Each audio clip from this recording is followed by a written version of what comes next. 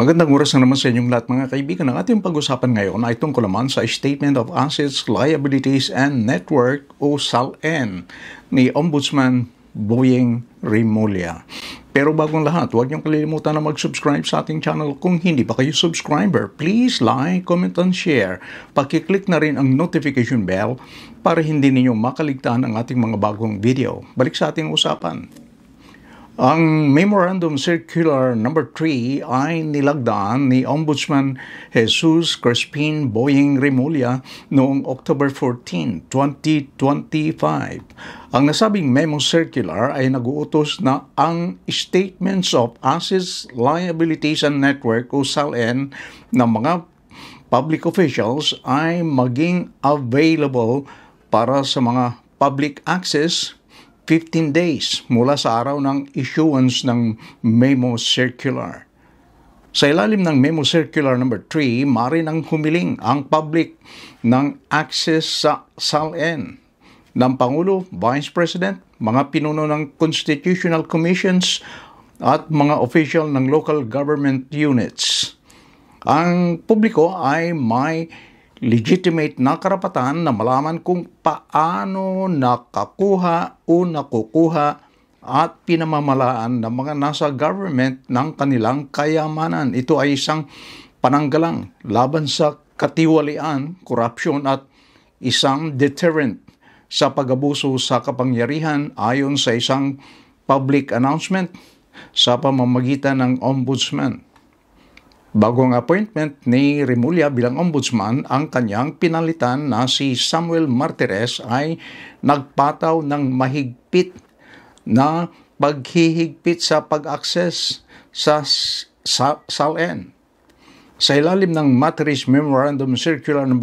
1, Series of 2020, ang mga SALN ay maaari lamang ilabas kung hihilingin ng mga kinaukulang mga official o kanilang kinatawan na may pag-uutos ng korte para sa isang nakabimbin na kaso o hinihiling ng Ombudsman Field Investigation Office para sa isang fact-finding probe.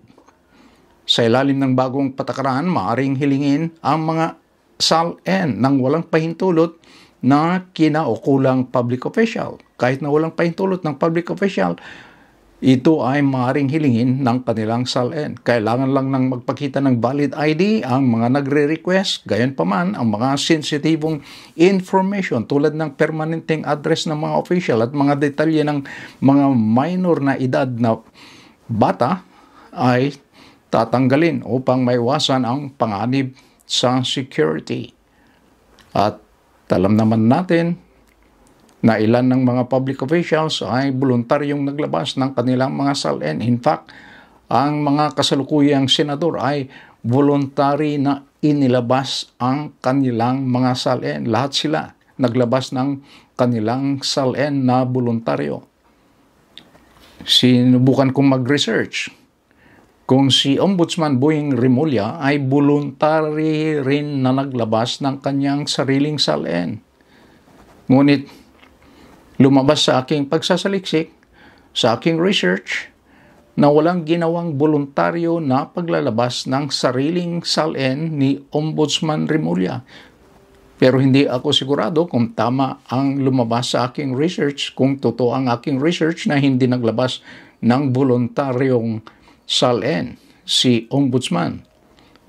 Kung totoo ngang hindi voluntaryong naglabas ng kanyang sariling SALN itong si Ombudsman Rimulya, hindi ba dapat siya ang unang magboluntaryo na maglabas ng kanyang SALN? Di ba dapat nang inilabas niya ng kanyang Memo Circular No. 3, voluntary na rin niyang dapat inilabas ang kanyang sariling SALN para patunayan sa ating mga kababayan na tunay ang kanyang layunin na magkaroon ng transparency sa ating pamahalaan.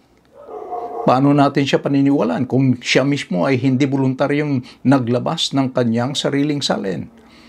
Palaging sinasabi ang transparency and accountability. Tama yan. Panig ako yan. Dapat mapalakas ang transparency at accountability sa ating pamahalaan. Pero dapat si Ombudsman Rimulya dapat ding mamuno na maglabas ng kanyang sariling SALN. Tinanong siya noon kung kasama si ex-President Rodrigo Duterte, Vice President Sara Duterte at maging si President Ferdinand Marcos Jr. kung dapat kasama sa paglalabas ng SALN. Ang sabi ni Ombudsman Remulla, lahat kami kasama. I hope mali ang aking research na walang inilabas. Itong si Ombudsman Remulla, voluntaryong naglabas ng kanyang SALN, baka kasi naglabas na ng voluntaryo si Ombudsman Boyeng Remulla ng kanyang sariling SALN. Sa ating mga viewers, alam ba ninyo kung may voluntaryong inilabas si Ombudsman Boyeng Remulla na kanyang SALN? Kung meron kayong update, meron kayong information, please leave your comment.